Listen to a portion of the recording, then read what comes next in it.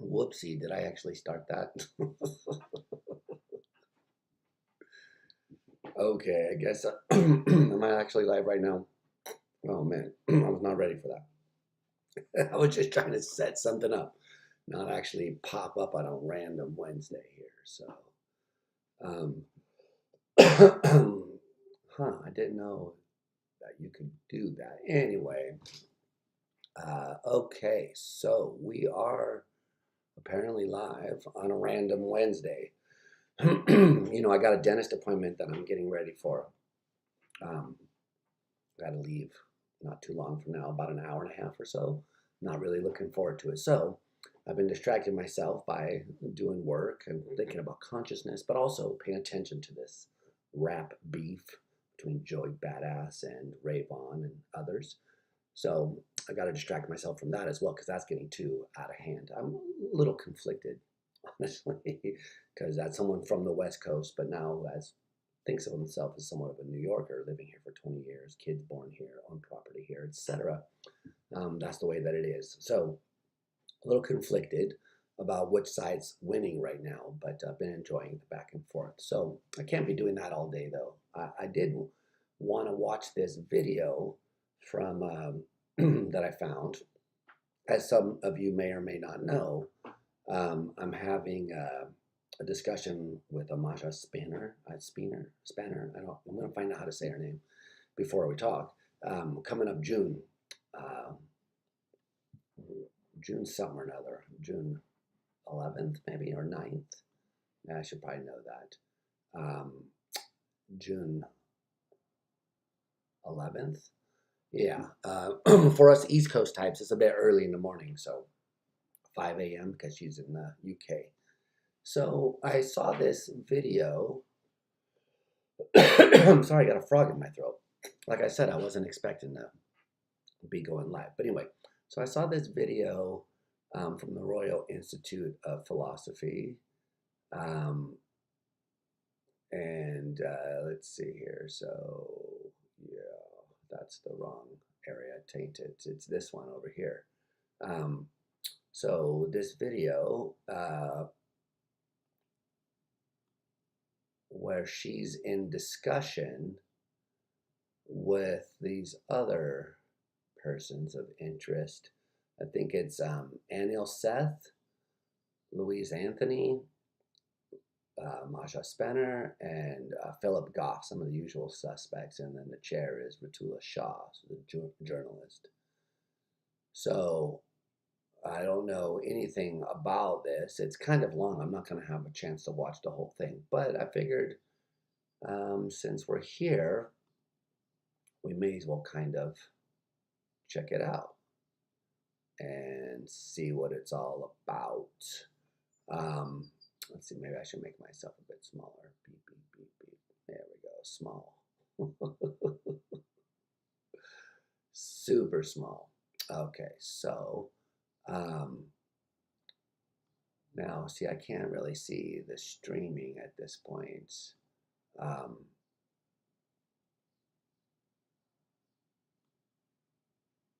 Maybe I could do that. This way I would know what was going on. All right, anyway, so I just got out of the shower, so I'm not going to put in headphones. Maybe that's a mistake, actually. Let's see how it works without the headphones. Okay, so let's start the beginning, I guess. Why not? Good evening, everybody, and welcome to the Royal Institute of Philosophy annual debate for 2022. This debate is part of the Being Human Festival, the UK's annual festival of the humanities, still running for another 3 days. If you want to find out more, the hashtag is #BeingHuman2022. Now, I've been instructed to say that if a fire alarm goes off, it's the real thing. No fire drills are planned. And so without more ado, I'd like to hand over to our real host for this evening, who's hosted many more of these events than I have. We're very delighted to have with us again this evening, Ratula Shah. Thank you so much, Edward. Hello, everyone. Welcome to this year's debate from the Royal Institute of Philosophy, the first one actually in person since the pandemic. And it is wonderful for us all to be here together in one room. And especially as every year we have these discussions and we're always sort of dancing on the boundaries of understanding. And this year is no exception, I have to say. We are going to dance on the edge of our understanding of consciousness to ask if consciousness can be explained. It's likely there have been questions about the nature of consciousness since there were human beings. But as scientific understanding leaps forward, is it time for philosophers to give way to neurologists, to biologists, to all kinds of is? Basically, get out the way. There's three of you sitting here. I wonder if you will. Should philosophy vacate the space and let science take over? It is a fascinating question, I'm sure you'll agree. On the panel, and I'll do long. So this is a traditional question and a way of framing of things. A lot of people think of the relationship between philosophy and science as when questions are sort of muddled and concepts are unclear, then philosophers have a role to clarify the concepts and talk about the various things. And then at that point, the scientists or science can get started, or scientists can come in and take over and turn them into empirically tractable questions, at which point there's not much left for philosophers to do. Now, I'm not saying I endorse that. In fact, I would push back on that. I would want to say that this is not the way that things work, so that, but this is a famous view. I think, part of it you can see tracing back to Russell in the Problems of Philosophy talks this way somewhat. And then more prominently, there are people like Lawrence Krauss and,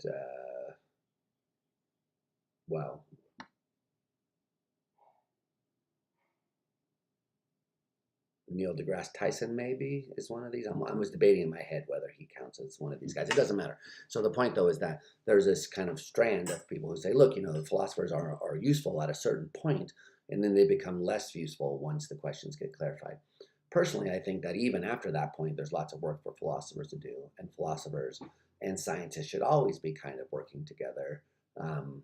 As the questions become more clarified, there's still plenty of philosophical questions there, because I really see the philosophy and the sciences as on a continuum. So extremely theoretical science is no different than philosophy, according to me.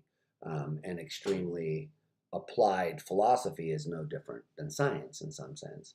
So I do think of these as not being a dichotomy, but rather being a continuum. So I would want to push back. Now, I sort of know what some of these guys are going to say. I'm curious to hear what Louise Anthony says. I haven't heard her talk about consciousness very much. Super interesting. Okay, anyway, so I'll try to stop my editorializing here and get back to listening. Longer introductions in a moment. At the far end, Anil Seth, Maya Spener, Philip Goff, and Luke. Oh, is it Maya? Oh. Yips. Okay. Louise Anthony. I'll just briefly explain how the evening is going to work. We're going to hear from each of our panelists in turn. After that, we'll have a short conversation here on the stage, and then we'll open it up to all of you for questions. There are fixed microphones, or there's a fixed microphone I can see over there. So when we get to questions, if you want to ask a question, please come over to that. If for any reason you aren't able, put your hand up. I will make sure that a roving mic gets to you. But that's a bit later on. So without further ado, though, let's get things underway. Our first speaker tonight is Anil Seth. Anil is Professor of Cognitive and Computational Neuroscience at the University of Sussex. He's also co-director of the Canadian Institute for Advanced Research Programme on Brain, Mind and Consciousness. He's also the editor-in-chief of the journal Neuroscience of Consciousness. His 2017 TED Talk has been viewed more than 13 million times, and his 2021 book, Being You, A New Science of Consciousness, was an instant Sunday Times bestseller. Anil, over to you. Thank you. Just as a personal note, I really don't like these kinds of introductions at academic affairs. Like, just get to the talk. If you don't know who Anil Seth is, look it up, Google it, man. Like, why do we got to sit here and listen to this? I don't enjoy that. So anyway, they're gonna do this for each person. Oy. Ritala. It's a great pleasure to be here. Thanks for inviting me. It's a great honour to open this debate. So I'm going to talk for 8 minutes and 8 minutes only about the problem of consciousness. So For 4 hours about everything else. the nature of consciousness is truly one of the great mysteries in all of science and philosophy. For each of us, consciousness is all there is. Without it, there's no world, there's no self, there's no interior and no exterior. There's simply nothing at all. How does experience happen? How can the redness of red or the sharp pang of jealousy be accounted for by the complex mess of electrified pate inside each of our skulls? And there's a strong intuition that it can't be done. On the face of it, consciousness just doesn't seem to be the sort of thing that will ever be amenable to explanation in materialist physical terms.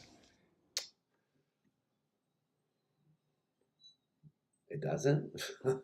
You gotta do a lot of work to get there. That's where we're starting from. Okay, so interesting. The philosopher David Chalmers put it like this when he was describing his famous hard problem of consciousness. Why should physical processing give rise to a rich inner life at all? It seems objectively unreasonable that it should, and yet it does. The intuition that Chalmers is driving at is that even when we've solved all the easy problems of neuroscience, the problems that the neurologists, the neuroscientists, all the ists might work on, of how the brain functions as a complex biological meat machine, we'd still be totally in the dark about how and why any of this should give rise to or be identical to conscious experience. The hard problem would remain untouched and pristine. Fortunately, there's a middle way, a recipe for increasing our understanding of consciousness, which is in practice what a lot of my fellow... Yeah, I guess so. That's of course Chalmers' view. I know that, but that's where we want to get off the bus, because when we're done with all this stuff, it's unclear whether we still would have that puzzlement. Of course, you guys know me. I'm going to be shilling for the idea that maybe we don't require an explanation. We don't get them every time we want one. So that's what I'm going to be shilling for. But anyway, I want to hear what the other people have to say. Neuroscientists do. Rather than setting out to solve the hard problem directly, perhaps by finding the special source that magics experience out of mere mechanism, the science of consciousness is going to be most productive by dissolving it. Now, we can call this the real problem of consciousness. How can mechanisms and processes in the brain and the body explain, predict, and control properties of consciousness? The idea is to build increasingly sturdy, load-bearing explanations between properties of biological neural mechanisms and properties of consciousness. And by properties, I largely mean experiential, phenomenological properties. Why a particular experience is the way it is and not some other way. Why the experience of redness is the way it is not like blueness or jealousy or a toothache. And the ambition of this approach is that as we build ever sturdier bridges from the physical to the experiential, the hard problem intuition that consciousness can never be understood in materialist terms will fade away, eventually to disappear in a puff of metaphysical smoke. Now, something like this has happened. So is that dissolving it or solving it? So I like Anil's approach to the real problem. That is to say, I think that that's a good starting point, because that is the kind of goal of science, is aims at prediction and control, also explanation. But if you could predict what kind of experience someone have by modifying their brain activity, if you could control what kind of experience a person would have by modifying their brain activity, that would go a long way to helping us understand consciousness, I would say. But would the hard problems simply dissolve away or puff into smoke or whatever he said? Well, no, that's Chalmers' exact contention, is that even after you did all that, it would still be a mystery why the consciousness was there, unless you had some way to help you understand how they were connected. So I think his point about it dissolving the hard problem as opposed to actually just solving it, I'm not sure. Yeah. On a side note, I've been wanting to get Anil on the podcast for a long time.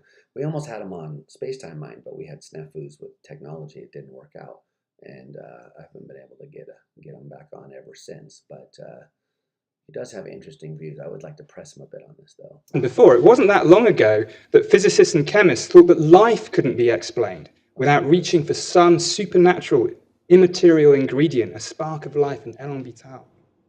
There was a hard problem of life then, just as there seems to be a hard problem of consciousness. I mean, the life thing, I don't really think it's on a par for this similar old reason that what needed to be explained were certain functions. The whole point that Chalmers is making is that consciousness doesn't seem to be associated with a function, but everyone knew that life was associated with functions like reproduction and homeostasis and metabolism and so forth and so on. But the claim was that no physical process could account for those functions, whereas consciousness seems different because there doesn't seem to be a function, or at least if you take the approach that he started off with, there doesn't seem to be a function directly associated with it. And I guess the idea is that the problem of life just kind of evaporated. I'd say we still have a problem of life. We don't really have a good way to define it or know which things technically count as being alive. It hasn't stopped science from kind of tooling along doing what it does, which I guess is kind of his point here. So, all right, okay. I'm never going to make it to anyone after him. Now. But rather than looking for a spark of life or arguing that life is everywhere or that life doesn't exist, biologists got on with the job of explaining the properties of living systems, metabolism, reproduction, homeostasis, and the hard problem of life dissolved away. But life is not the same as consciousness, of course. Did the hard problem of life dissolve away? I mean, yes, they did get on with the business, correct. There still is a problem about like which systems are living and kind of the origins of life, like from abiogenesis, is that the dominant paradigm, which I accept as a likely origin for life. But it's the same kind of question that arises, and many people don't accept that for the same sort of reason. It just seems like you can get something living from non-living, according to these guys, that is to say. So I'm not sure. So this comparison with life, I don't think really works. But anyway, okay. Particular problem for consciousness, I'm sure we'll talk about it, is that its main target for explanation, experience itself, cannot be publicly observed. You can put a frog on a table and look at it and study life, but you can't put a conscious experience on a table and look at it. And while this does make the challenge harder, I do not think it makes it impossible. So let me illustrate the real problem approach by distinguishing three broad properties of consciousness: level, how conscious you are; content, what you're conscious of; and self, the experience of being you or being me. First up is level. I'm just going to give you a few tasters of what neuroscientists are doing in these areas at the moment. So what happens in the brain that explains the change in conscious level, such as the transition from wakeful awareness to dreamless sleep? And here, pioneering work by Marcello Massimini and his team have found a quantitative measure called the Perturbation Complexity Index, which tracks conscious level among many different conditions. It's the first glimpse of a consciousness meter, and we all know how important the ability to measure things has been in the history of science.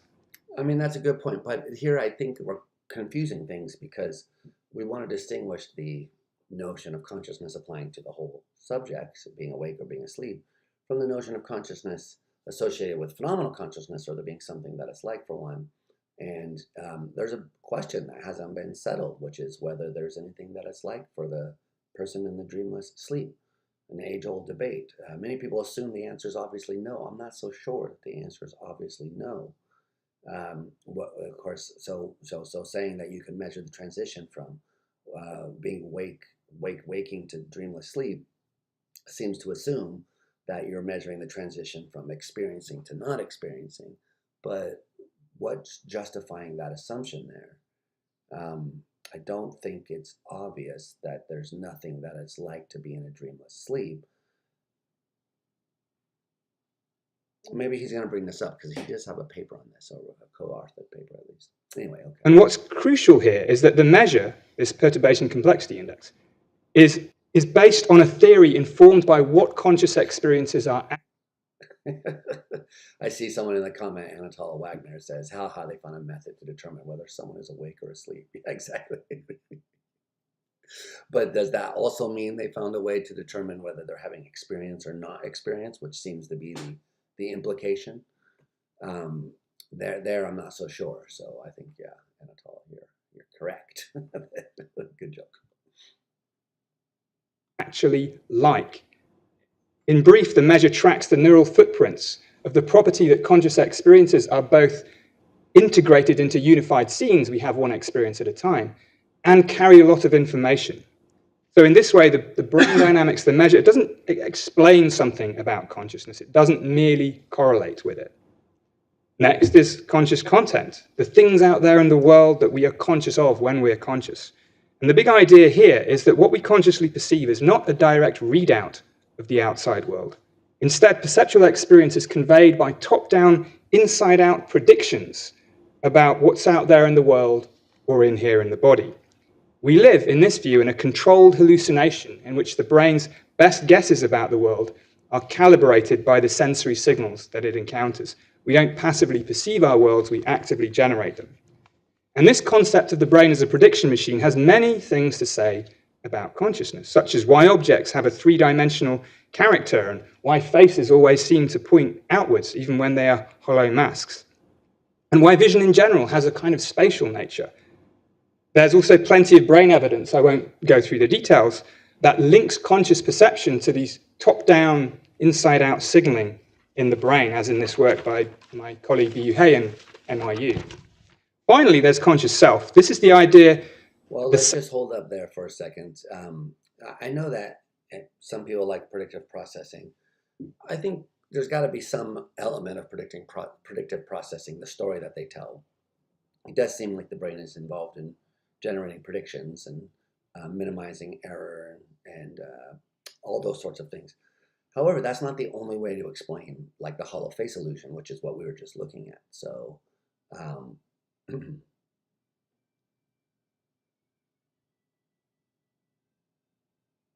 so anyway, he's sneaking in some stuff there, I guess, is what I'm trying to say. Yeah. Okay. But what was his point? That's supposed to be a level of the content. So what is it that we're actually looking at here? Okay, so I like this. They have these ambiguous figures, and you're supposed to see whether you see the green or the blue fronted cube, because you can see either this is the front, or if it switches, the other side as the front. So that's a nice way of trying to track what the perceptual state of the subject is, because it doesn't correspond to the physical stimuli. That's what the ambiguous figures are nice and what they're good for. And then down here, oh, and they also have the base or face one. Okay, so showing the activation over the various parts of the brain. None of this has much to do, as far as I can tell, with prediction or that whole predictive processing story. This has to do with trying to identify the parts of the brain that are activated or important. Yeah, and so this is, did he mention Biyu? I'm going to have her on the podcast hopefully in July. But I think this is referencing her work, where they show that when you have these kind of ambiguous figures, where the stimuli itself could be interpreted in multiple ways, then the prefrontal cortex is activated to resolve the ambiguity. So that her view is that, I'm still trying to understand what her view exactly is, but as I sort of understand it now, the basic view is that you have consciousness in the ordinary case in the sensory cortices, but if there's ambiguity, then the prefrontal cortex is called in to resolve the ambiguity, and that can determine which way you experience the figure. So there is a role for the prefrontal cortex, but it's only in these ambiguous figure cases where the sensory cortices can't on their own determine the way things are. So this is a good and important work, because as he's saying, we are trying to understand like the neural responses associated with the content of which our experiences present us. So that's good. Okay. Down, inside-out signaling in the brain, as in this work by my colleague Biyu He and NYU. Maybe that's where the prediction stuff comes in, because the prefrontal cortex is being called in. Then maybe it has something to do about minimizing error. I'll have to read. I'm going to reread that paper. Anyway, okay. Finally, there's conscious self. This is the idea the self is not the thing that does the perceiving. The self is a perception too, another kind of controlled hallucination. Now, different aspects of self-experience can be understood as different forms of perceptual prediction, whether it's the experience of the object in the world that is your body, or of the body from the inside. And here, the distinctive character of emotional experiences can be understood in terms of perceptual predictions that aren't trying to figure out what's out there, but are trying to regulate, control the inside of the body to keep us alive. And this line of thinking has led me to recognize that our status as conscious creatures is intimately related to our nature as living organisms. These ideas are more than just... That, by the way, I know I'm stopping way too much. I'm never going to make it past this, but he does have a paper coming out in Behavioral and Brain Sciences where he does try to defend a kind of biological naturalism where in counter distinction to like functionalism, which claims that is the computational architecture or something about the functional roles of the various brain states that accounts for their consciousness, so that you could have similar mental states in differently made materials, possibly like an AI and non-biological organisms. And if you know me, then you know that I would really like biological naturalism to be true. So I was really appreciative to see this paper come out where he does try to link this stuff to something biological. I think that's important, but he's bringing all this predictive processing stuff. I think that's a separate question, separate issue. But anyway, I know his approach. So great. Correlations between things happening in consciousness and things happening in the brain. They're all based on... Oh yeah, right. I was going to say also, I think it's an important point that the self is not the thing doing the experiencing, but is itself something experienced.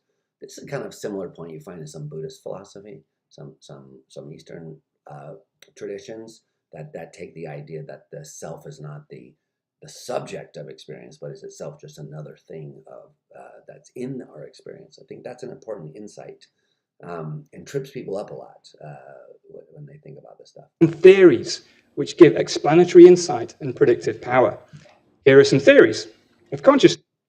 Okay, higher order theories, global workspace theories, predictive processing, reentry theories. He's counting that as a theory of consciousness. That's a theory of how the brain works that some people employ in an explanation of stuff about consciousness, but I wouldn't say it's a theory of consciousness. Integrated information theory. Okay, so I see already that he's taking this traditional line, which I object to, that higher order theories locate the meta representation, the higher order state, in the prefrontal cortex. That's a kind of one way to do things. It's not the only way to do things. And it is not at all a commitment of the higher order theory. Higher order theories say there's a kind of higher order awareness involved, a kind of inner awareness of one's own mental states. Where that located, well, it takes a bunch of steps to get to it's in the prefrontal cortex. So I have in my own work kind of defended the idea that maybe it is in the prefrontal cortex, but that's because of independent considerations that don't stem from higher order theorizing. So it has nothing really to do with the higher order theory. So presenting it as though this is what the higher order theory says is misleading at best, I would say.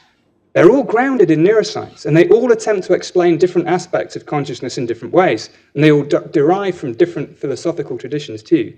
And experiments now are trying to distinguish between these theories to close some doors while we still open others.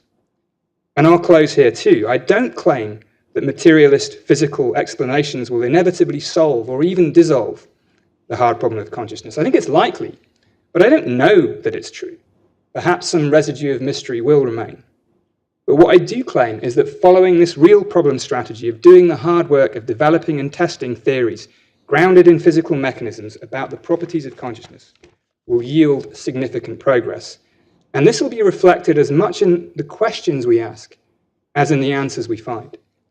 And philosophy, of course, does remain central to this project, but perhaps not the kind of philosophy that claims to solve the problems of consciousness by fiat, but instead the kind that keeps us thinking clearly, and as in the phenomenological tradition, tells us more about what it is we're trying to explain when we're trying to explain consciousness.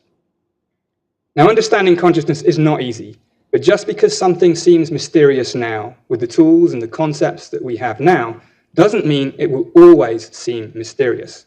So let's not underestimate the resources of materialism. A philosophically informed materialism gives us our best chance of ratcheting up our understanding so that we will see more clearly what can, and what, if anything, cannot be woven into the rich tapestry of nature.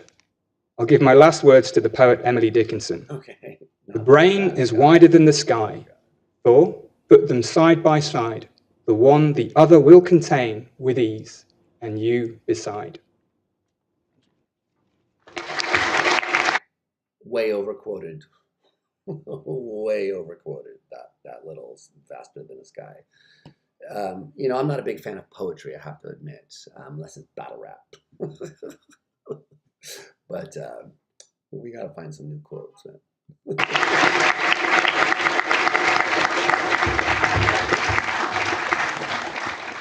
Anil, thank you so much. Plenty to chew on there. Our next speaker is Maya Spener. Maya is an associate professor in philosophy at the University of Birmingham. Her research lies primarily in the philosophy of psychology and mind and in the history of empirical psychology, with a special focus on introspection, scientific methodology, and natural kinds. Maya, over to you. Thank you. So, I've always thought of philosophers as raisers of problems rather than solvers of problems. So I'm going to try to say how philosophers earn their keep by raising a problem for precisely the kind of project that Anil was just outlining. So I want to... Was SOC, researchers in the science of consciousness. Okay. All right. Okay, so yeah, she's gonna talk about introspection. I'm reading her book on introspection right now. It's really good. So if you don't know it, you should check it out. I actually forget what the name of the book is. Introspection is the name of the book. Okay. That was not hard. Look at how researchers in the science of consciousness gather data about consciousness, which they have to do like any good scientist has to do when they investigate their phenomena. But it's tricky because we don't have third-person direct access to consciousness.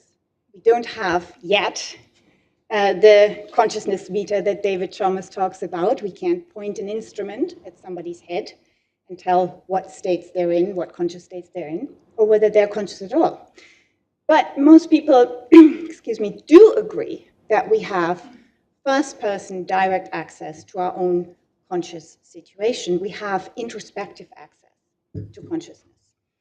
So if I ask you, do you have a headache now? You can tell me that. Or are you seeing something green? You can tell me that. You can't tell it about your neighbor, and they can't tell about you. You can introspect your own conscious situation. I mean, we can a little bit. I have migraines, so I have had the experience where I was in a class one time and someone turned to me and they're like, "Do you have a headache right now?" And I was like, "Yeah, actually, yeah." They're like, "I could tell by the look on your face." So sometimes we can tell, and sometimes other people can tell things about you before you know it about yourself. So, okay, I get the point that she's making, but I do want to kind of make a plea for the idea that our third-person methods are pretty good. Now, they don't reach the level of certainty, but maybe neither do the introspective methods. So, okay. And then the other thing I would like to note just is that we don't have direct access to a lot of the stuff we study. We don't have direct access to the origin and Big Bang. We indirectly observe it through the cosmic microwave background and other such things. We don't have direct access to electrons.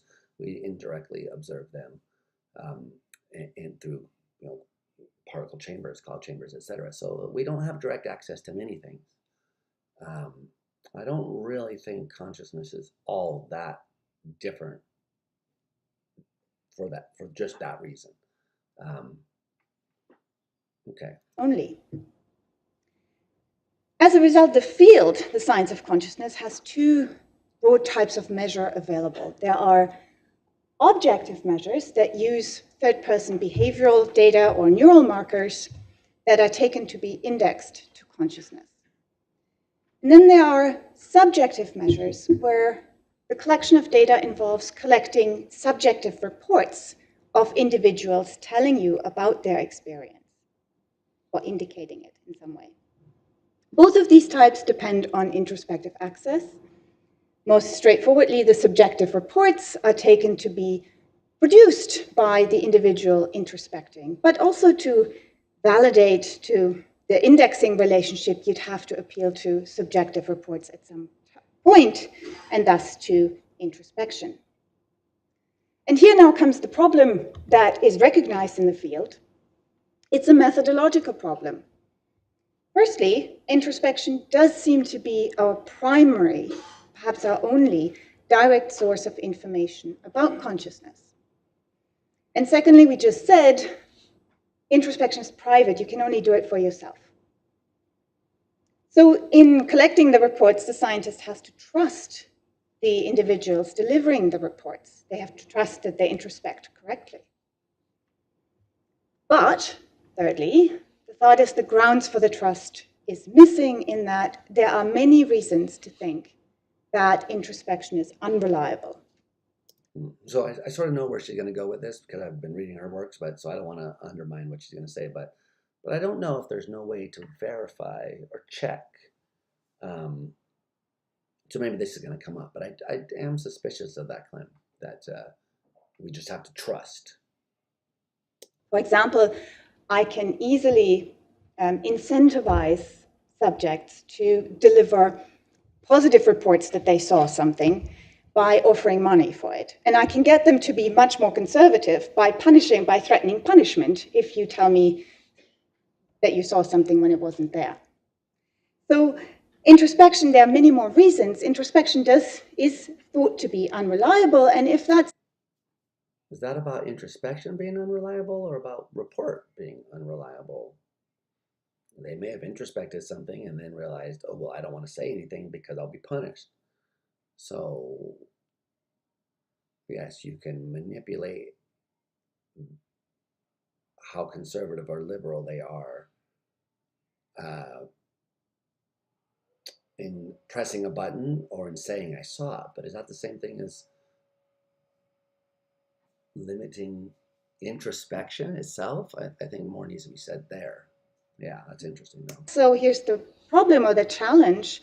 Introspection seems both indispensable and unreliable for doing the science of consciousness, and that's not exactly right news for it being scientific. Yeah, exactly. This is basically what led to the rise of behaviorism, this exact kind of worry. Debates about whether coins viewed from an angle look like an oval or a circle.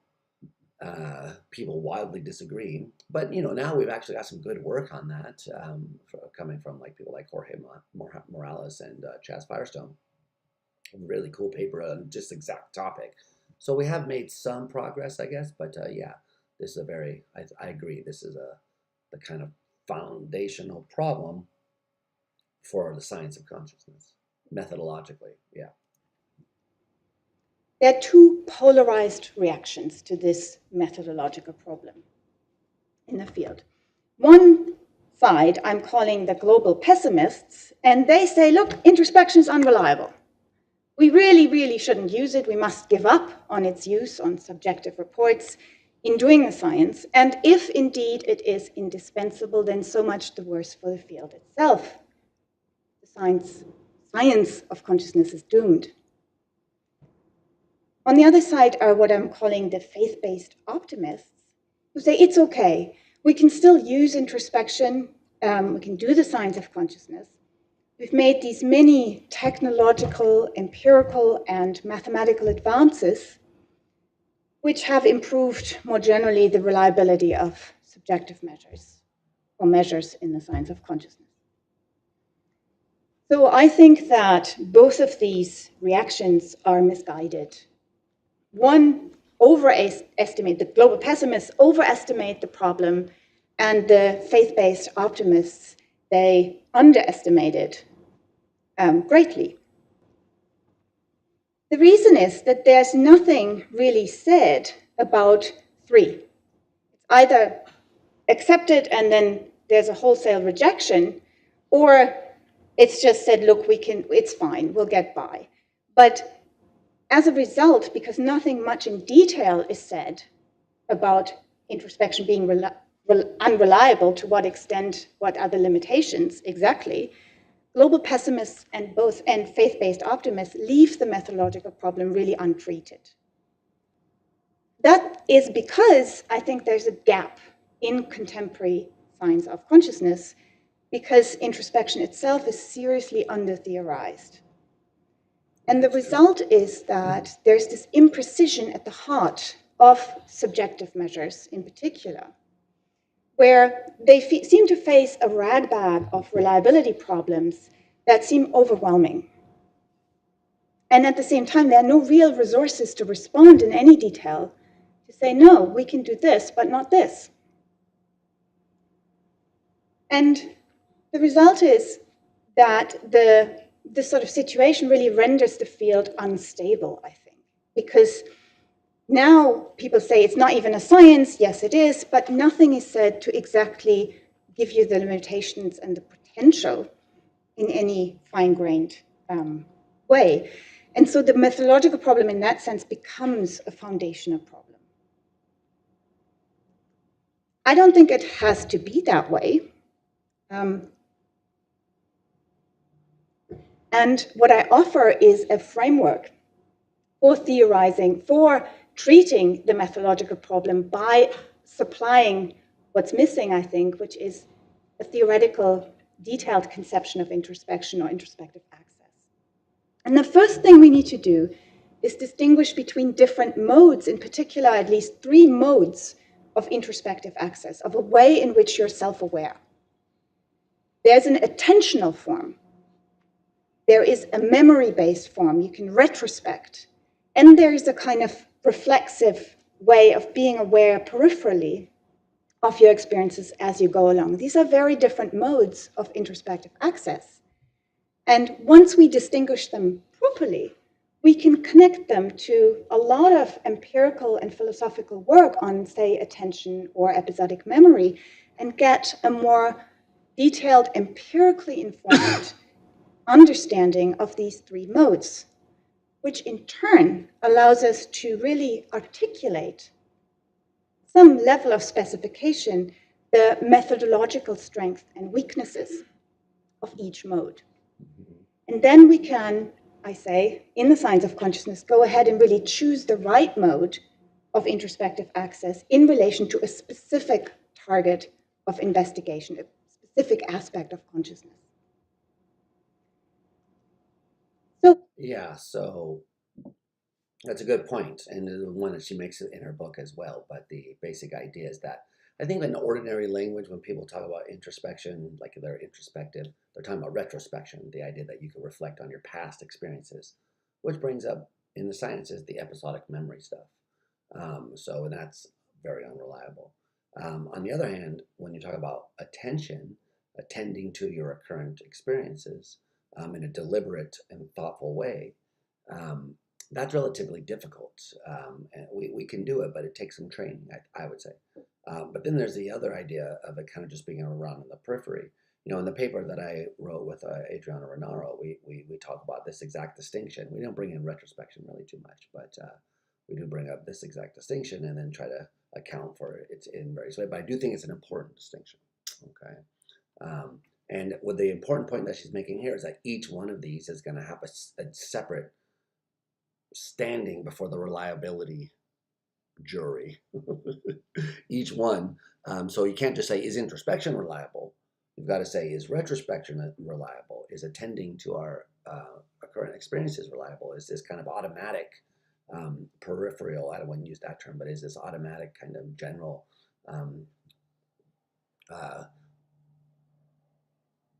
process important? The one thing that I do kind of wish that we talk about more is the idea of introspection as a conscious experience itself, as a kind of, it's an aspect of phenomenal consciousness, that there's something that it's like to introspect in all of these ways. Okay. Anyway, so yes, I'm on board with this division and why it matters. In conclusion, I think that there are a cluster of reliability problems connected with the scientific uses of different modes of introspective access. But once we really think about introspection properly, these problems are local, they're not global. So they're specific to uses on an occasion of a given mode of introspective access in service of a particular goal of inquiry. And they're independent, so they don't bleed across. So a problem for one employment of a given mode doesn't, or in service of a particular goal of investigation, doesn't automatically constitute a problem for a different mode investigating something different. Yeah, that's what I was just saying. But I see some comments over here. So, Shadow Monarch, what's up? To be attentive means to do things now, right? Without memory. Yeah, it means to pay attention to it, to focus on it deliberately. So I guess you could say it now. But yes, it's different than the retrospection, which involves a kind of memory, I would say, absolutely. So I think if that's what you mean, then yes. Then Anatole also says, love and philosophers introduce multiple equally vague concepts to clarify things. Okay, ouch. You think these three things that she introduced are equally vague? So introspection in the sense of retrospection, attention to a current mental states in a deliberate way, and this kind of automatic peripheral. You think those are vague themselves, or were you talking about something earlier? I'll be curious to know what you And that makes these problems amenable to be managed experimentally. And as a result, we get a better conception about the limits and the potential. I do think that means that the optimists here, the ones who want to use introspection, have to bake, in German we say bake smaller bread. They have to be a little bit more modest. But the good news is there's no single methodological problem about the use of introspection that threatens the foundations of the science. Thank you. Yeah, there's no single one, but the bad news is there's now three. So yeah, Anatole, you think that these things are vague. That's interesting. I guess I would say they're less vague, or even if they are vague themselves, it's at least helping clarify things, because if you just mush them all together, then you think just introspection is one thing. And then you start talking about, in a confused way, what really turn out to be three separate things. I think disentangling those three separate things is at least the start towards clarifying things, even if it doesn't do it all by itself, because you have lots of questions about what each of those things are. So I agree that just making the distinction isn't going to solve the problem. But I guess I would say it's a good start. I would wonder why you think maybe it's not. Yeah, good point, though. All right. So who's next? She's done. So is it going to be Goff next? I don't know if I need to hear another 8 minutes of the same thing from Philip, because he does predictably always say exactly the same thing. But oh well, let's just see what happens.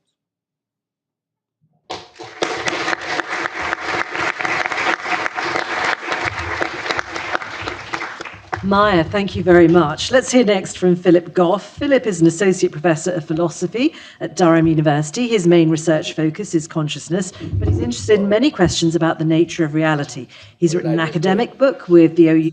Okay, holy moly. So is there a difference between attention and awareness? I would say that there is. So awareness, as I understand the term, involves being either aware of something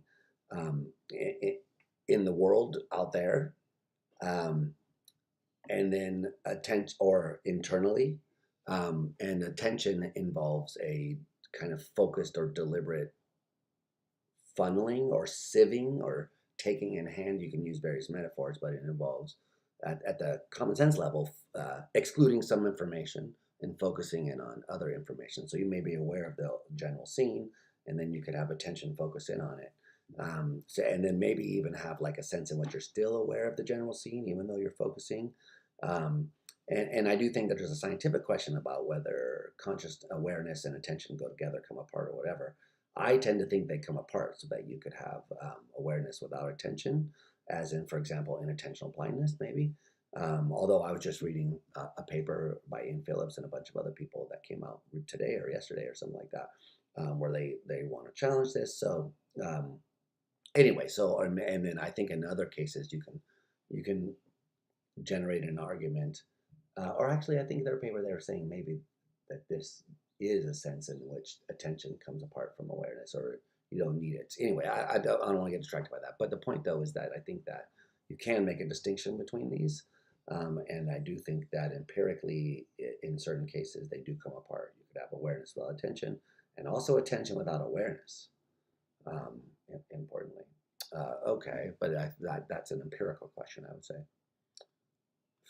Consciousness and Fundamental Reality, and a book aimed at a general audience, Galileo's Error, Foundations for a New Science of Consciousness. He's currently working on a book exploring the middle ground between God and atheism, which will be published next year. Okay, so the mystery of consciousness continues to be one of the most puzzling intellectual challenges of our time. Despite great progress in our scientific understanding of the brain, we still don't really have an explanation as to how electrochemical signaling could somehow produce the inner world of colors and sounds and smells and tastes that each of us enjoys every second of waking life. So why do we still struggle here? Well, partly because there are just very deep challenges, but I also think we make the problem a little bit harder for ourselves because we miscategorize it, or it's quite commonly miscategorized, in my view. So the standard way of setting things up is in terms of the so-called hard problem of consciousness, defined as the challenge of explaining how brains produce consciousness. I would say that's the incorrect definition, Philip. No, it's not. How does brains produce consciousness? It's how do you explain consciousness in terms of what the brain does? Why is this experience associated with that brain state and not some other one? Saying how it produces it imports dualism. So this is that's wrong. You failed the exam. And this is often not as much as it used to be. It used to be every kind of New Scientist or Scientific American article on consciousness did this. Not as much as it used to be, but still often portrayed as a purely scientific problem. You know, we just need to plug away at our standard methods of investigating the brain and we'll crack it and get a Nobel Prize or something. But I'm inclined to think, I would argue that what we're dealing here at root is a philosophical rather than a purely scientific challenge. What we have is what has traditionally been known as not the hard problem of consciousness, but the mind-body problem. And I think the mind-body problem arises because we have access to objective reality in two very different ways: perception and introspection.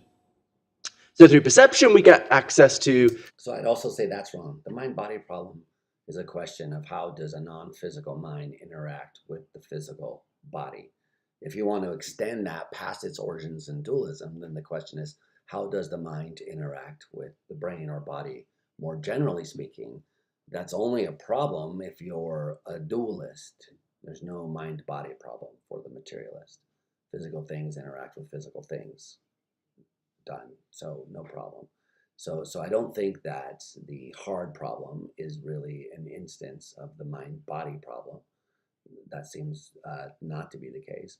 I think I heard David Chalmers say something like this too once at the Tucson conference. I was like, what? No, this is incorrect. So this all assumes dualism. Okay, so if you're a dualist, yes, then you got these problems. They're problems for dualists. They aren't general problems. The physical world around us via our senses, and we've learned to do that more accurately and precisely through science.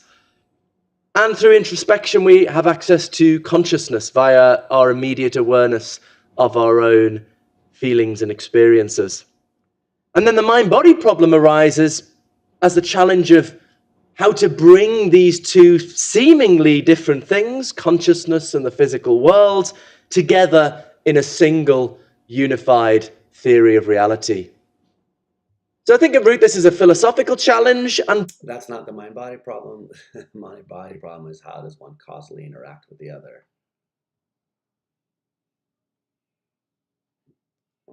broadly speaking, there are three philosophical proposed solutions. Number one, materialism, the view Anil is sympathetic to, that it's the physical world that is fundamental, and consciousness arises from physical processes in the brain. Consciousness is physical processes in the brain. Secondly, the view I prefer, panpsychism, which turns this on its head, which says actually, no, it's consciousness that's fundamental, and the physical world arises from more fundamental facts about consciousness.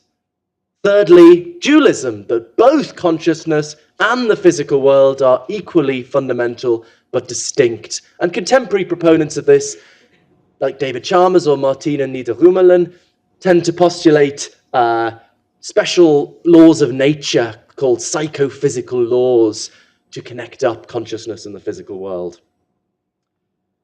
Panpsychists also got to postulate psychophysical laws. Just as bad. Crucially, all these three options are, at least in certain forms, empirically equivalent. So you're not going to distinguish between them with an experiment. So let me just try and press that with a couple of slides. Yeah, I don't think that's true, actually, especially for dualism. Now, experiments are very important, obviously, when trying to understand consciousness. But I think in relation to the mind-body problem, the primary role of experiments is to help us understand which kinds of brain activity go along with which kinds of conscious experience.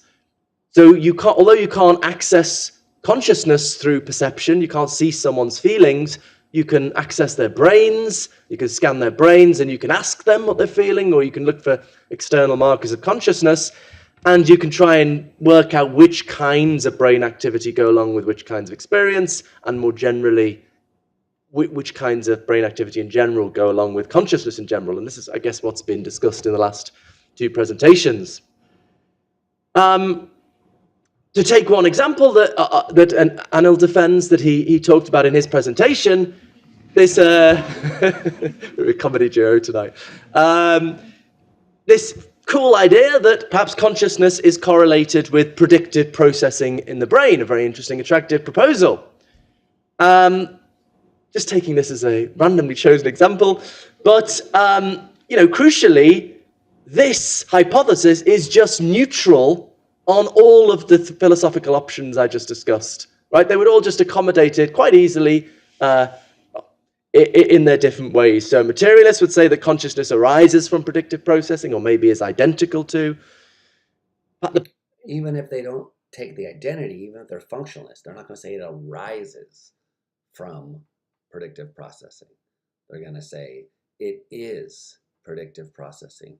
The difference between identity theories and functionalist theories is not over whether consciousness arises from brain activity.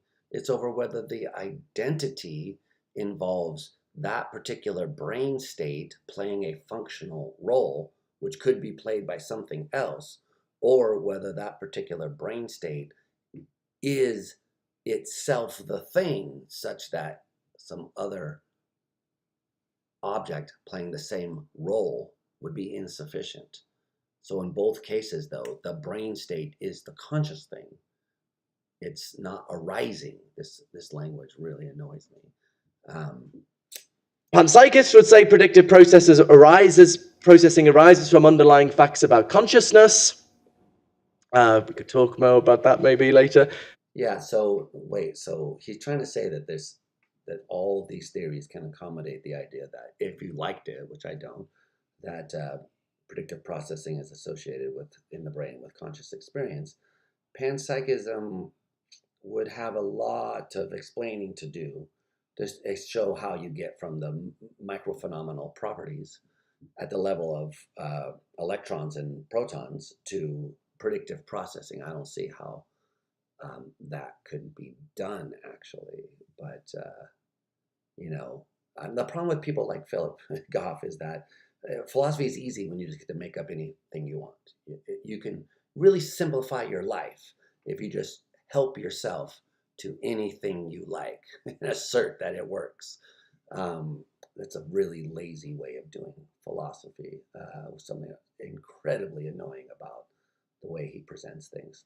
Okay, anyway, I don't want to get on my hobby horse. How we make sense of that? The dualist would argue that the psychophysical laws that hook up consciousness to the physical world connect consciousness to predictive processing in the brain. Predictive processing being the brain's best guesses, as it were. I kind of agree with you, Anatol, that I mean, I've had Philip on my podcast 4 or 5 times at this point.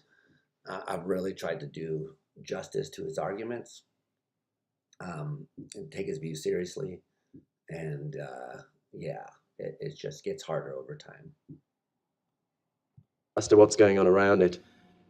So you're not gonna. So let's suppose this hypothesis, Anil is sympathetic to, gets strong empirical support. It's still not going to help us decide between these options at all, one iota, which is not surprising. So I missed what he said about dualism, but I just want to point out that no, because dualism makes a particular claim about some external force, the mind, interacting with the brain, and therefore there's an empirical prediction that you would expect to find some, if consciousness in the brain is associated with predictive processing, then you would expect to find some of that stuff caused in a mysterious way and causing something that you don't see anywhere having effects in the brain.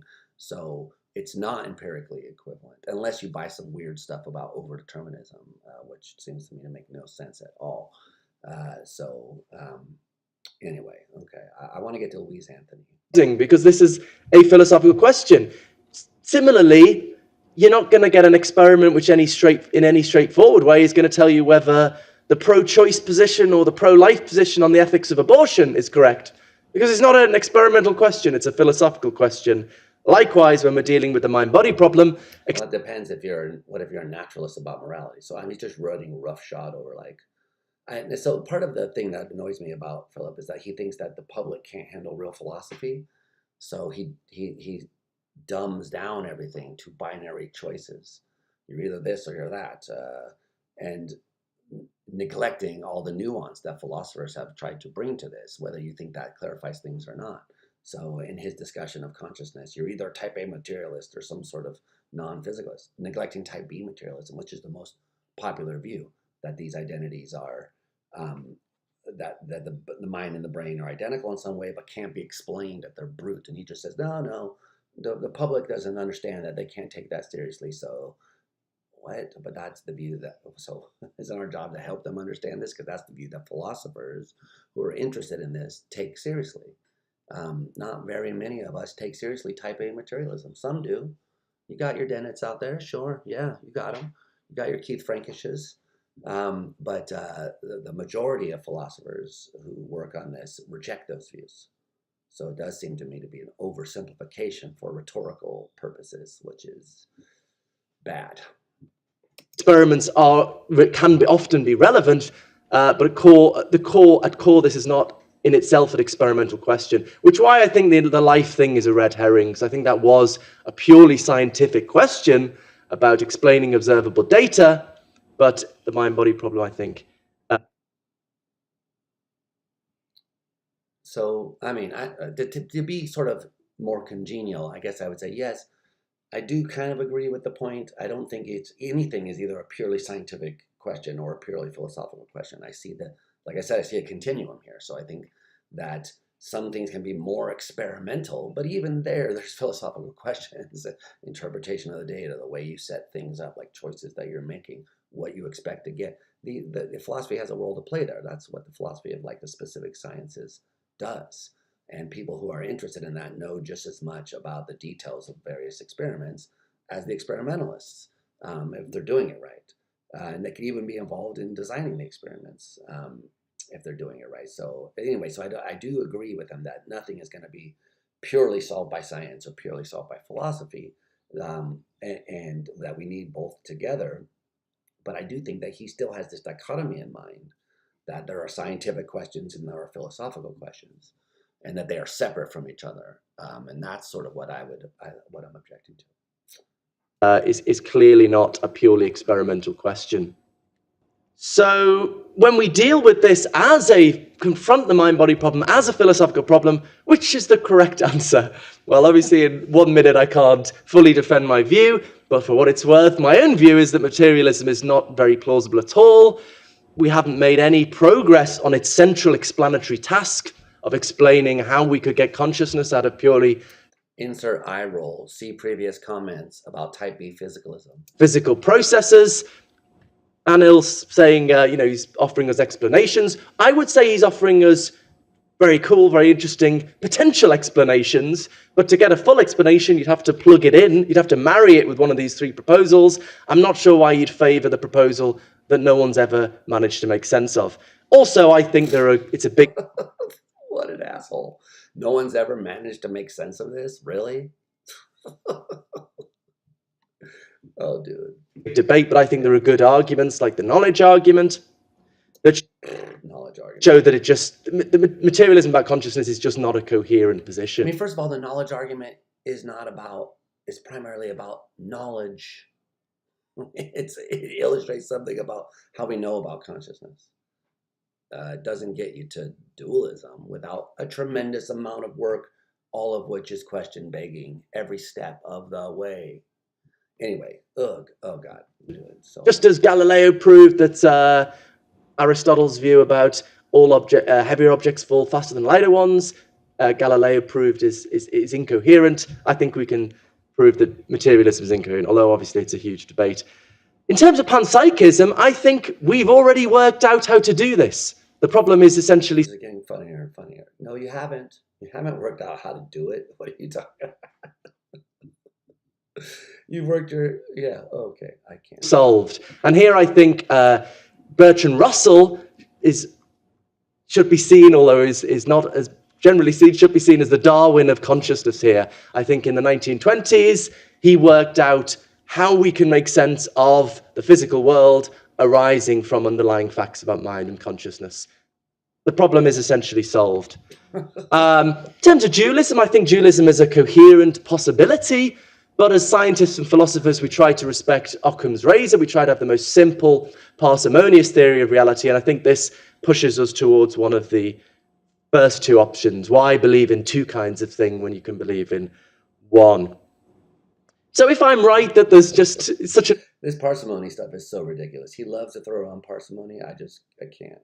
It's so ridiculous. An overwhelming case for the panpsychist option here. Why isn't it more popular than it is? It's come a lot more respected in recent years, but it's still very much a minority position. Yeah, he forgot idealism too. I wonder if this is why, because I think of his version of panpsychism as really just idealism in disguise. Something that Bernardo Kastrup and I talked to him about on my podcast. And I don't think he really answered the question, why isn't his view a form of idealism? Yeah. Anyway, look, and I don't mean to say that I don't take these other strange views seriously.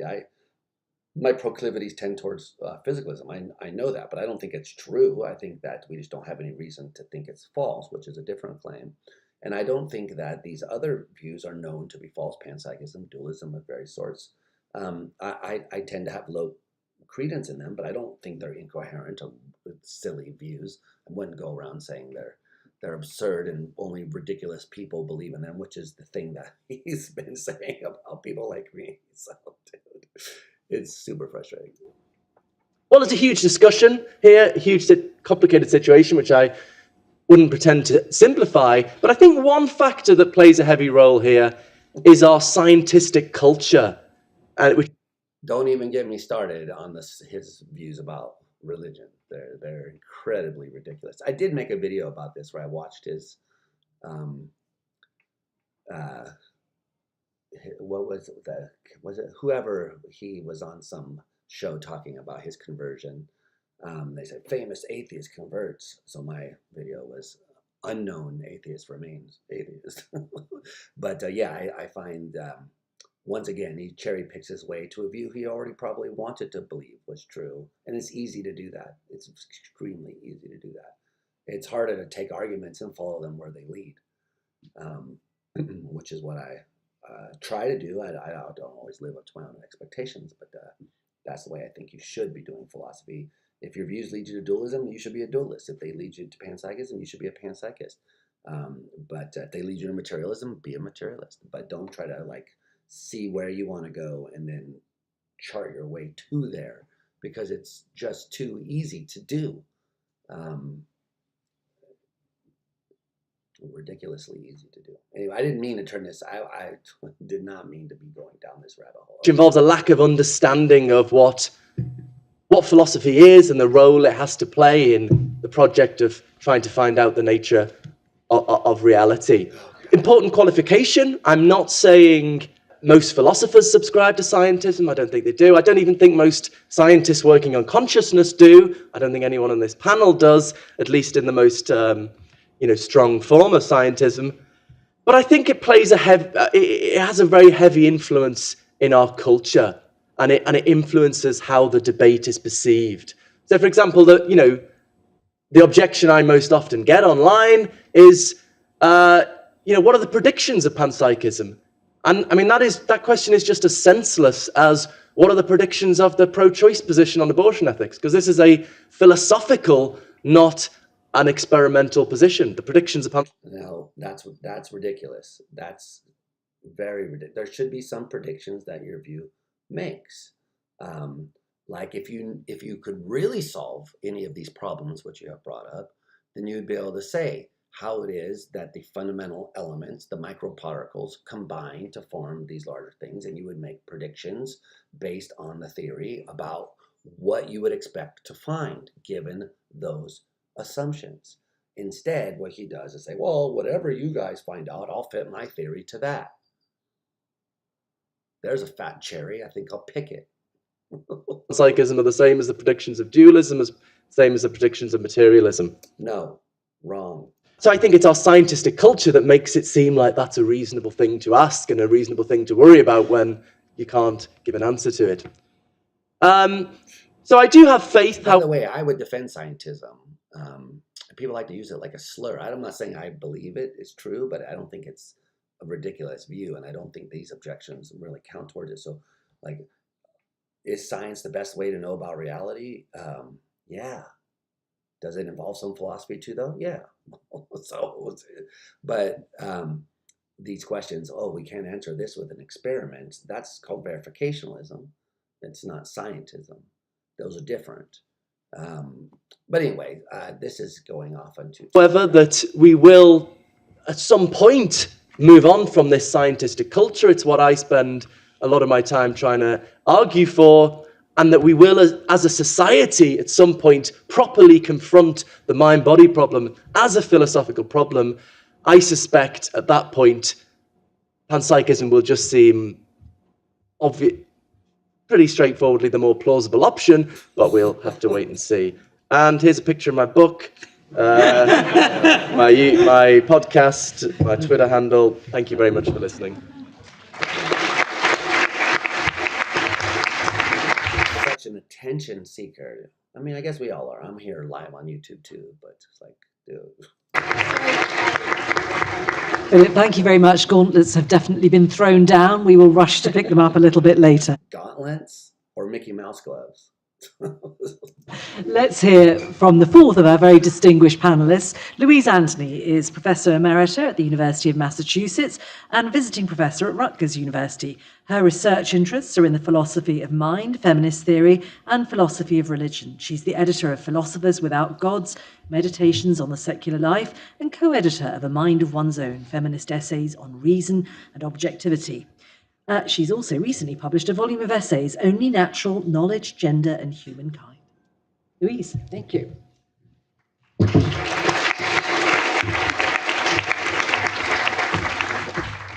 To address this evening's question, I happen to think that, barring nuclear holocaust or climate collapse, human science can explain consciousness.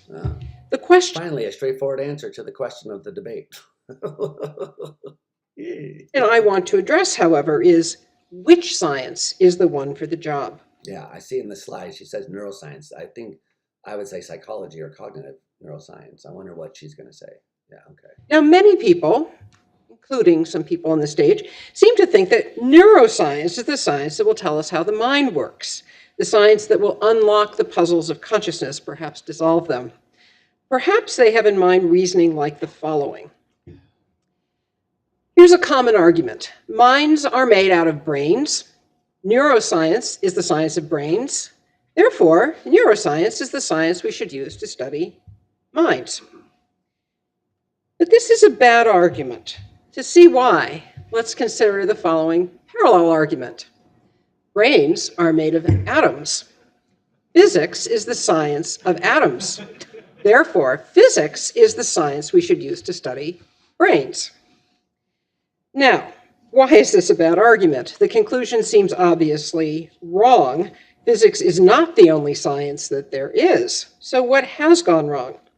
Well, there are two important facts that these two arguments ignore. The first fact is that reality is layered. It has multiple levels. And the second fact is that the higher level facts cannot be inferred from the lower level facts. Okay, so I think I know where she's going with this, because she does have this view about some things you have to find out, like transformative experiences. I guess that second thing is I would disagree with. Maybe we can't do it now, but it's not clear we couldn't do it in the future. So these seem like bad arguments because we don't know enough about the lower level stuff to make these kinds of inferences. But yeah, okay. I also just noticed that Andy Stewart came and said, well, hello, God made it. But if at some future time philosophical theories can't become scientific and testable, at some point, haven't we given up? Yeah, I guess Philip's point was trying to make the claim that some things are purely philosophical and therefore they can be neutral on the empirical things. But I agree with you that if we can't connect them to empirical stuff, we're just making stuff up, we're spinning our wheels. So, yeah, anyway, okay. So yeah, I agree, good point. So let's start with the first problem, not realizing that reality is layered. Although everything is made of fundamental particles, I'm a materialist. Combinations of particles give rise to objects, properties, and regularities that are only visible at higher levels of reality. So take a look at this picture. Anybody know what this is a picture of? Any guesses? Just shout it out. It's a very common object. You've all seen it. It's the seeds of a yellow pepper. I think the seeds of a red pepper probably look exactly the same way. But the point is that you cannot recognize these as seeds of a pepper at this level, at the first level of resolution. You're up too close. You have to pull back. You have to look from a distance. And that's pretty much the way reality is. There are things that you can see about reality if you look very closely, and there are things that you can only see about reality if you, in some sense, move back or move up a level of abstraction. Now, science, like reality, is layered. Each level of reality has a corresponding science that reveals forms, functions, and regularities, laws, at that level. That's why physics is not the only science. Higher level sciences seek explanations in terms of lower level sciences. So it's not that the higher level sciences just describe things at their level of reality and let things go. No, there is unification of science, at least there's an objective of science being unified, in that higher level sciences, once they have documented the properties and regularities, seek explanation of those properties and regularities in terms of lower level sciences. And by the way, philosophy and mathematics can be regarded as the maximally abstract, highest level sciences. So I do want to make a pitch for my discipline. I think we do have an important role to play in understanding. Mega thumbs up. Absolutely agree. Many things, including the mind. And mathematics has to also be taken into account, as we'll see. The level of the mind is a higher, more abstract level than the brain. And psychology is the appropriate level of science for, at least initially, studying the mind. Yes. To study consciousness, we need first to learn how consciousness functions. Now let's move to the second problem with that bad argument. This is the fact that we cannot infer form or function from the bottom up. Knowing the properties of parts doesn't enable us to infer what organized collections of parts can do. Understanding the parts doesn't necessarily tell us what the parts can make. In some cases, even knowing what the parts do make doesn't help you understand how you get from the parts to the object. But seriously, folks, imagine trying to infer the function of a strand of DNA just from its chemical structure.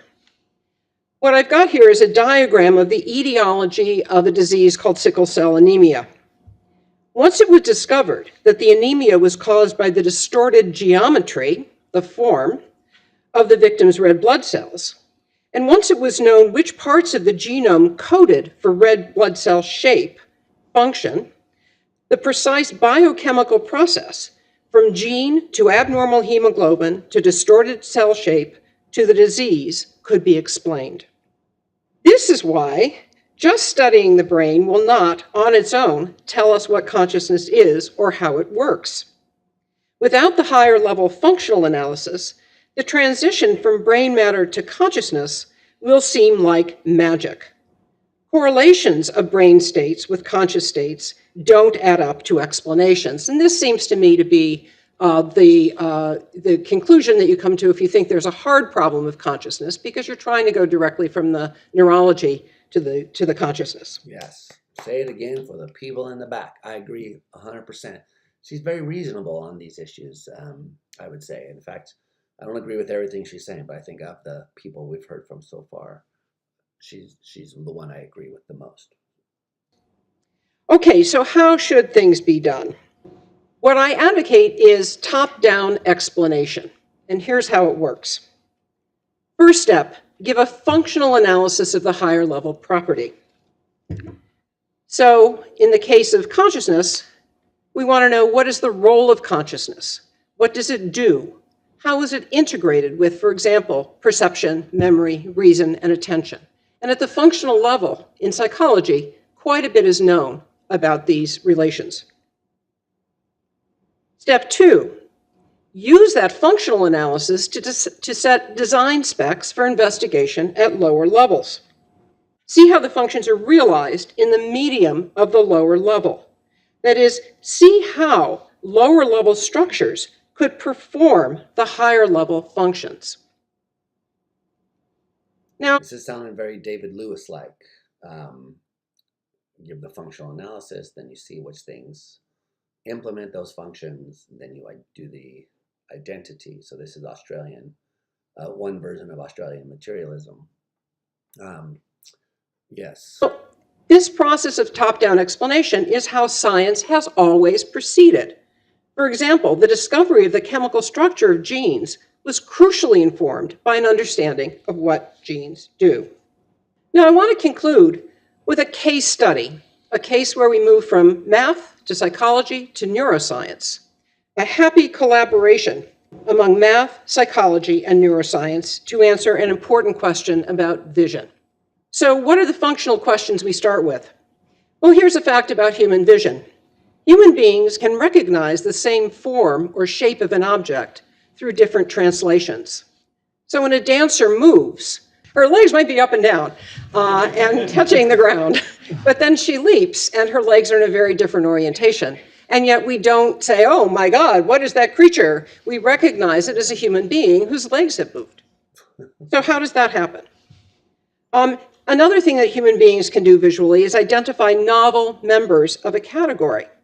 So if you look at dogs, they come in literally all shapes and sizes. Very, very young children can recognize. This one is very cute. This is a cute dog right here. This is kind of like the dog I have. It's a wiener dog. I'm not sure if this is a wiener dog, some kind of hound maybe, but that's a nice picture. Dog.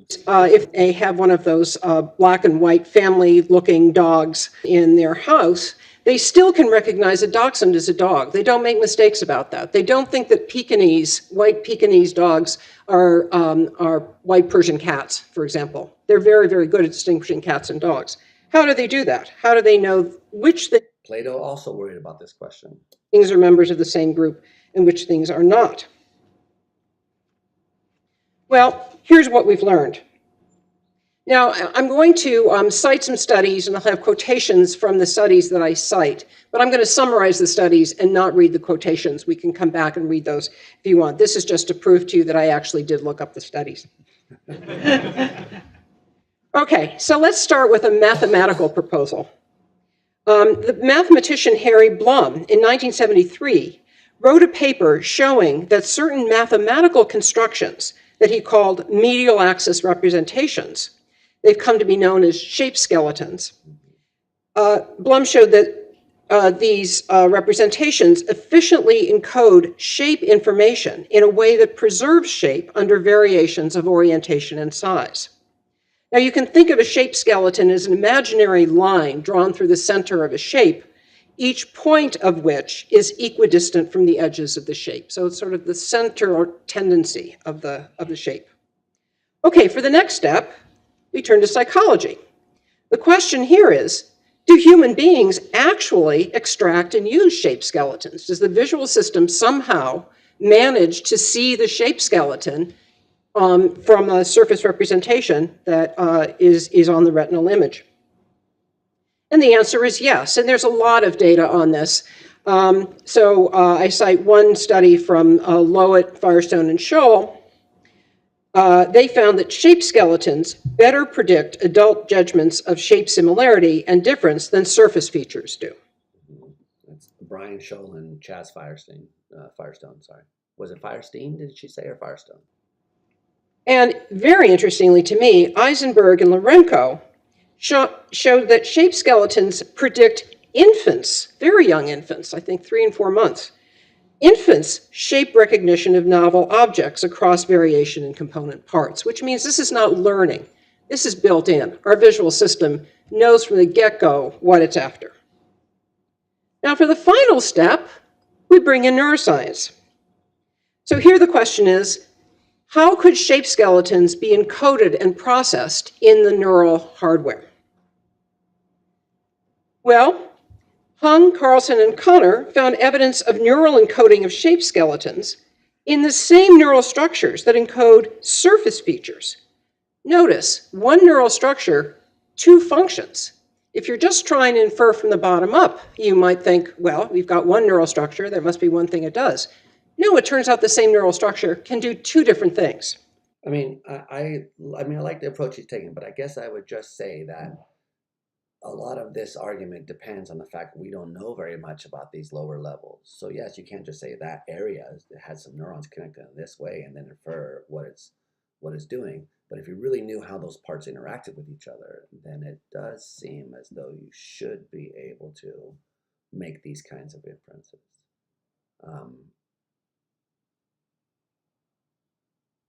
Anyway, it's already, oh man, so we got to wrap this up. Hung, Carlson, and Connor used the technique of single cell recording for their findings.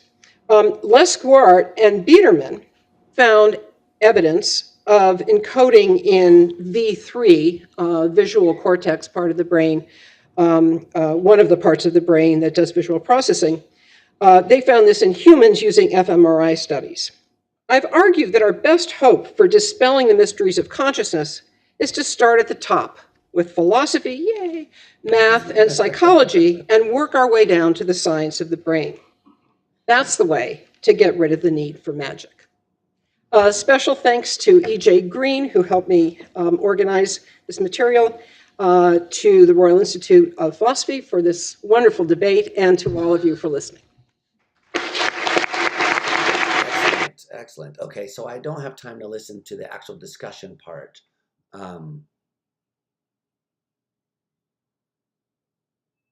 my speaking volume is lower. Hey Pooja, how's it going? Than the volume of the video. Oh, sorry about that. I didn't realize that. We're basically done anyway now. Because unfortunately, I must go to my fate and you must go to yours. So you must continue to enjoy your day, whereas I must go. Hello. Is that better? I don't know. Anyway, I've got to go to the dentist for non-fun things going on. But yeah, so that was interesting. I would like to hear, maybe I'll come back and listen to the rest of the discussion, because I would like to hear them. The real magic happens when they talk to each other. So I guess I'll have to do that at another time, because I do have to start getting ready for my dentist appointment. Yay! And since I was over here watching this video and seeing down here in the corner, did you guys notice that? If you look down here, well, I guess you couldn't really see, so only I was seeing it. But down here in the corner is where? Over here. This gentleman, the great philosopher No Life Shack. So to channel him.